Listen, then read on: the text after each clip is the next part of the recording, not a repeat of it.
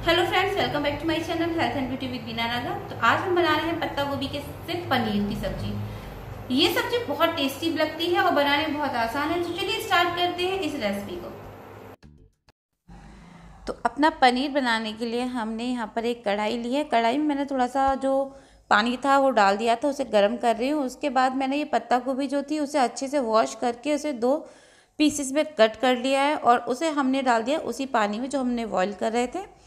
उसके बाद आप इसमें ऐड कर देंगे 2 प्याज और 1 टमाटर, 2 खड़ी लाल मिर्च और आप इसमें 3 से 4 लहसुन की कलियां, आधा टुकड़ा अदरक का और 2 हरी मिर्चें डाल दें। साथ ही साथ मैंने यहाँ पर फ्रोज़न मटर भी डाल दिए हैं।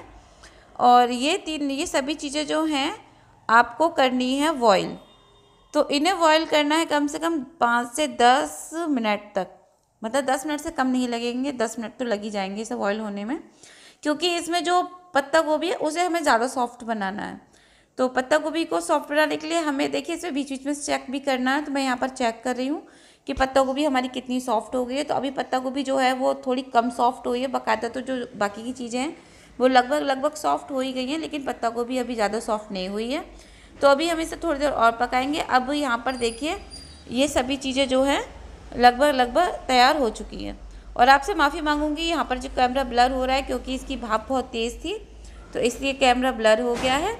अब यहाँ पर मैंने अपने टमाटर, प्याज, लाल मिर्च जो भी डाला था मसाले के लिए वो सभी चीज़ें एक अलग प्लेट में ट्रांसफ़र कर लूँगी और जो पत्ता गोभी है उसे एक अलग प्लेट में निकालूंगी। और ये सभी चीज़ें हमें ठंडी करनी है। ठंडा हो जाएंगी उसके बाद आप क्या करेंगे, पहले टमाटर का छिक्कल हटा लेंगे ताकि जब आप मसाला अपना तैयार करें, पीसें, तो इसमें ये छिक्कल अलग से ना दिखाई दे।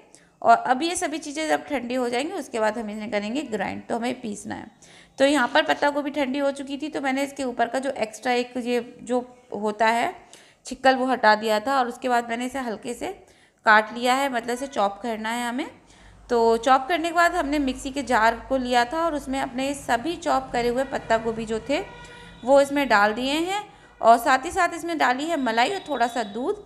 और उसके बाद इसका एक फाइन सा पेस्ट तैयार कर लिया है। तो कितना सॉफ्ट पेस्ट तैयार हुआ है। इसमें ऐड कर रही हूँ मैं बेसन। आप चाहें तो मैदा या चावल का आटा भी ऐड कर सकते हैं, पर लेकिन मैंने यहाँ पर बेसन लिया है और इसे हमें कम से कम 5 से 10 मिनट तक अच्छे से फेंटना है। और इसमें मैंने यहाँ पर थोड़ी सी हींग ऐड करी है और इसे बहुत अच्छे से फेंटेंगे, जैसे आप कड़ी के पूए बनाते हैं ना उस तरह से सही फेंटना है। उसके बाद इसको आप एक प्लेट में, जब ये आपको लगे कि बहुत फ्लफी हो गया है, उसके बाद एक प्लेट में थोड़ा सा ऑयल ग्रीस कर लेंगे, अच्छे से लगा लेंगे चारों तरफ और उसमें आप अपने इस मिक्सचर को अच्छे से डाल देंगे और उसे स्प्रेड करेंगे। तो यहाँ पर देखिए मैंने अपना सारा जो मिक्सचर बनाया था, जो पनीर की प्रिपरेशन करी है, वो मैंने इसमें डाल दिया है और इसे अच्छे से पूरी प्लेट में स्प्रेड कर दिया है। बहुत अच्छे से आपको फैलाना है चारों तरफ से अच्छे से दबा दबा के। और उसके बाद जब ये आप इसमें पूरा हो जाए, आप इसे जो कढ़ाई में हमारा पानी था ना उसमें थोड़ा पानी और ऐड करना और उसमें आप एक स्टैंड लगा देना और स्टैंड के ऊपर आपको ये प्लेट रख देनी है और इसे भाप में पकाना है कम से कम 10 मिनट तक। आप बीच बीच में चेक करते रहें चाकू की सहायता से। आपको लगे आपका चाकू बिल्कुल साफ़ निकल रहा है तो उस स्टेज पे समझ लेना आपका ये पक गया है। उसके बाद हमने अपने जो मसाले मतलब उसमें बॉईल किए थे वो हम अपने पीस रहे हैं। टमाटर, प्याज, अदरक, लहसुन जो भी हमने बॉईल किए थे वो सब हम अब मिक्सी में डालकर पीस लेंगे। उसका एक प्यारा सा पेस्ट तैयार कर लेंगे। जब ये पेस्ट तैयार कर रहे हैं उसके बाद हम अपना वो भी बीच बीच में चेक करते रहेंगे कि हमारा जो पनीर है वो तैयार हुआ है कि नहीं। तो यहाँ पर देखिए मैं चाकू की सहायता से इसे चेक कर रही हूँ। हाथों से भी तो देखिए बिल्कुल हाथों पे नहीं आ रहा है, तो मतलब अब ये तैयार है। तो अब हम इस प्लेट को बाहर निकाल देंगे और इसे ठंडा होने रख देंगे। अब जब ये ठंडा हो रहा है, मैंने अपना ये मसाला पीस लिया है। अब ये मसाला आ गया है तो अब हम इसमें ऐड करेंगे अपने जो सूखे मसाले होते हैं वो। तो यहाँ पे मैंने हल्दी का पाउडर लिया है आधा चम्मच। यहाँ पे ले रही हूँ मैं धनिया पाउडर, मैंने लिया है 2 से 2.5 चम्मच। आप मसाले हैं अपने टेस्ट के अकॉर्डिंग ऐड कर सकते हैं क्योंकि हर घर में अलग अलग तरह से मसाले खाए जाते हैं। तो मैंने यहाँ पर अपने अकॉर्डिंग मसाले ऐड करे हैं और इसमें मैंने देखिए कोई भी बाहर की चीज़ नहीं डाली है, सिर्फ घर के ही मसाले डाले हैं।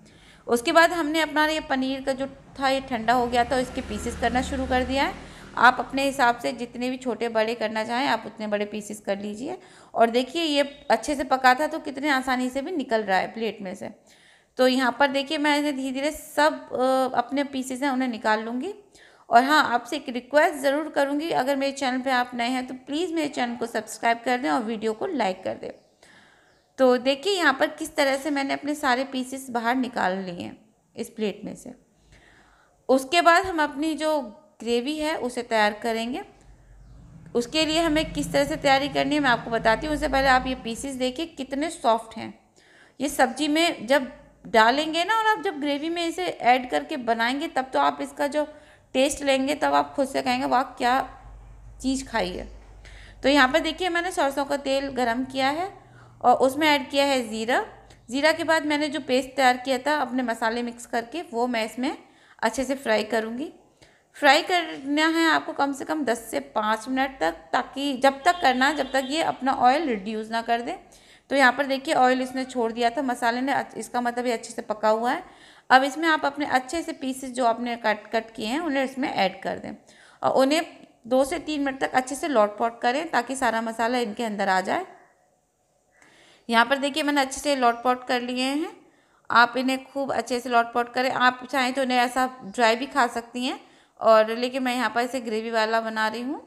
तो मैंने इसमें देखिए यहाँ पर अब पानी डाला है। पानी आप अपने हिसाब से देख लेना। देखिए मैंने तो यहाँ पे 1.5 गिलास के करीब पानी डाला था, क्योंकि मुझे ग्रेवी ना ज़्यादा गाढ़ी चाहिए थी ना ज़्यादा थिक चाहिए थी।